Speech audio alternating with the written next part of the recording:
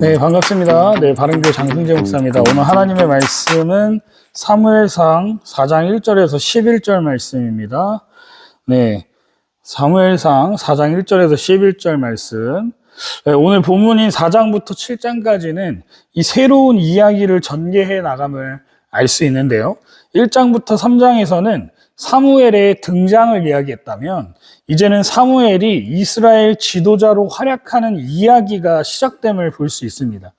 근데 재밌는 것은 사무엘이 하나님의 말씀을 전하고 이스라엘을 다스리는 과정이 나오는 건데 블레셋과의 전쟁에서 패배함을 볼 수 있다는 거예요. 이상하지 않습니까? 하나님께서 사무엘을 선택하셔서 이제 드디어 이스라엘을 제대로 통치할 지도자가 나왔는데 그 지도자와 함께 전쟁을 치르는 과정을 보여주고 있습니다. 그런데 패배했다는 게 아이러니하지 않냐는 거예요.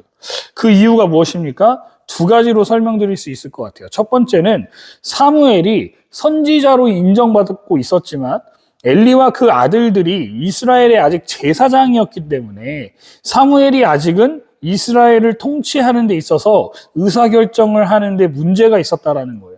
사무엘이 전혀 관여하지 못하는 상태에서 블레셋과의 전쟁이 일어나니 결과가 어떻겠습니까? 뻔하지 않았겠습니까? 그리고 또 하나님은 사무엘을 통해 엘리 집안이 쇠퇴할 것이라는 저주의 결과가 이 블레셋 전쟁에서 이루어진다는 사실을 미루어 볼 때 사무엘이 결국 새 시대를 이어받는 형태로 전개됨을 또 알 수 있습니다. 두 번째는 이스라엘이 전쟁에서 패한 이유가 바로 하나님의 말씀에 불순종하는, 그러니까 우상 숭배를 겸했기 때문이라는 거예요. 이 당시 이스라엘 백성들은 언약궤에 대한 인식이 문제였다는 겁니다. 1절부터 5절을 보시면 이스라엘이 블레셋과의 전쟁에서 군사 4,000명이 전사하는 큰 패배를 당했다라고 1절과 2절에 나옵니다. 그러자 이스라엘의 장로들이 의견을 내기 시작하죠. 그 의견의 내용은 이렇습니다. 하나님의 능력을 의지하자는 의견이었어요. 아주 좋은 의견 아닙니까? 좀 이스라엘 백성들이 이제 좀 정신 좀 차린 것 같아요. 그런데 방법이 문제였다라는 거예요. 이 뭐라고 하냐면 언약궤를 실로에서 가져와서 전쟁터에 가지고 나가자는 거였습니다. 지금 이스라엘 백성들은 그러니까 언약궤만 있으면 하나님께서 우리를 구원해 주실 것이라는 확신을 가졌다라는 거예요. 여러분 이게 무슨 의미인지 아시겠습니까? 하나님을 마치 물리적이거나 물질적인 차원으로 만들어버렸다라는 거예요. 여러분 하나님은 영이십니다. 그렇기 때문에 어느 공간이나 물질에 종속되는 분이 아니심에도 불구하고 이스라엘 백성들은 언약궤를 곧 하나님이라고 생각했다라고 3절에 나오죠. 이건요, 당시 이방인들이 만든 신상이 곧 자기들의 신이라고 생각했던 태도와 전혀 다르지 않았다라는 거예요. 여러분, 우리는 이 말씀을 눈여겨봐야 된다고 저는 묵상하는 가운데 많은 생각이 들었습니다. 그래서 우리도 이러고 있지 않은지 한번 돌아보자는 거예요. 저는 이 말씀을 보면서 혹시 나는 지금 내가 짜놓은 이 신앙생활 루틴을 가지고 마치 하나님을 잘 섬기고 있다고 착각하면서 살고 있지는 않은지 생각해 보게 되는 말씀이었어요. 예를 들어 보면 예배 참여하는 부분을 정해놓고 내가 얼마나 많이 참여했는가를 가지고 나는 하나님을 바르게 믿고 있고 하나님을 따르고 있다고 생각을 하고 있지 않냐라는 겁니다. 그뿐만이 아닙니다. 성경 몇 독했냐, 제자반을 했냐 안 했냐, 말씀대로 봉사를 얼마나 했느냐 안 했느냐를 기준으로 삼고 그걸 내가 지켰으면 하나님은 지금 나와 함께하고 계셔라는 그 착각을 이스라엘 백성들과 같이 하고 있지는 않나라는 정말 생각을 한번 해봤습니다. 저에게 이 말씀을 적용해 본다면 바른교회가 이제 장소가 생겼습니다. 10월 1일부터 이제 저희 예배당이 생겼고 그곳에서 이제 예배를 드리게 될 겁니다. 그런데 장소를 우상화하고 있지는 않은지 되돌아보게 되더라는 거예요. 장소에 하나님을 국한시키고 마치 교회 장소가 없으면 하나님이 함께 하시지 않고 역사가 일어나지 않을 거라는 이 이스라엘과 같은 큰 착각을 하고 있지는 않은지 저는 한번 생각해 보게 되었다는 겁니다.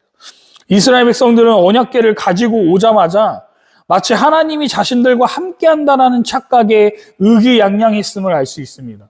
없던 용기가 100배로 생기고 사기가 충전하여서 큰 소리로 외쳤는데 그 소리가 땅을 울릴 정도였다라고 5절에서 말하고 있다는 거예요. 여러분, 하지만 그 결과는 어땠습니까? 참혹한 패배였다라는 거예요. 그리고 자신들이 그토록 믿던 언약궤마저 블레셋 진영에게 빼앗겨 버리죠. 이유가 뭐라고 말합니까? 껍데기만 그럴듯했다라는 것이죠. 내실이 없는 신앙이었고 헛된 열정이었다라는 겁니다. 마찬가지입니다. 껍데기 신앙을 벗어야 한다라는 거예요. 단순히 성경을 많이 읽고 모든 예배에 참여했다고 해서 믿음이 좋고 신앙이 좋은 사람이 아니라는 거예요. 또한 예배당 건물이나 상징물을 중요시하는 태도도 우리는 조심해야 합니다. 그러면 이스라엘 백성들이 패배한 가장 근본적인 이유가 무엇이었겠습니까? 분명히 여호수아는 언약궤를 앞세워서 요단강을 건넜고 여리고성을 무너뜨릴 수 있지 않았습니까? 이스라엘 백성들은요, 배운 대로 했단 말이에요. 근데 왜 이런 결과가 나온 거죠? 여호수아가 여리고성을 무너뜨릴 수 있었던 이유는 그 언약궤가 곧 하나님이시기 때문이 아니라 하나님께 온전히 순종하며 따랐기 때문이라는 거예요. 눈에 보이는 껍데기만 남아있고 중심에 참신앙이 없는 상황에서는 하나님의 도움을 얻을 수 없다는 겁니다. 하나님께 무엇인가 필요해서 얻기 위한 수단으로 예배를 드리고 종교적 열심을 내는 것으로는 하나님이 함께 하시지 않는다라는 거예요.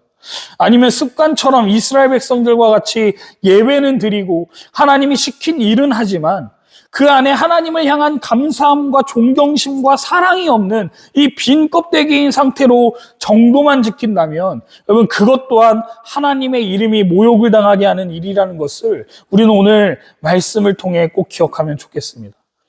여러분, 현재 살아계신 하나님과의 친밀한 관계를 유지하고 계십니까? 아니면 언제부턴가 그 관계는 무너지고 건물과 조직과 의식과 직분만 남아있는, 그야말로 껍데기만 남아있는 상태로 교회를 출석하듯 일주일에 한 번 의무방어전을 치르듯 귀찮지만 어쩔 수 없이 2시간 출석하는 일로 나는 신앙생활을 잘하고 있다고 착각하며 살고 계시지는 않습니까?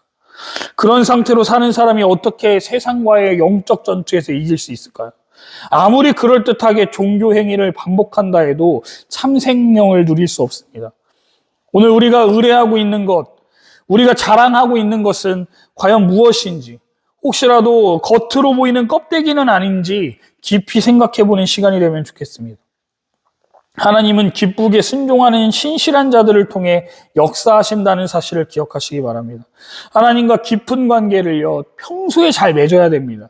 이스라엘 백성들이 블레셋과의 전투를 앞두고 기도를 드렸다면 하나님은 그들에게 길을 알려주셨을 겁니다. 우리도 현재 상태를 돌아보고 나의 신앙은 안녕한지, 하나님과의 관계는 어떤지 진실되게 돌아보는 시간 되길 원합니다. 만약 온전하지 못하다면, 껍데기 종교 생활만 하고 있다면 하나님 앞에 회개하고 돌이키기 원합니다. 그럴 때 하나님은 언제 그랬냐는 듯이 우리를 위로하시고 받아주시고 함께 다시 걸어가자고 이야기해 주실 줄 믿습니다. 우리 모두 하나님께 돌아가서 껍데기가 아닌 속이 알찬 모습으로 하나님께 사랑을 표현하고 그분의 사랑을 누리며 사시는 저와 여러분들 되셔서 주님의 온전하신 그 은혜를 풍성하게 누리시는 모든 인생 되시기를 주님의 이름으로 축원드립니다.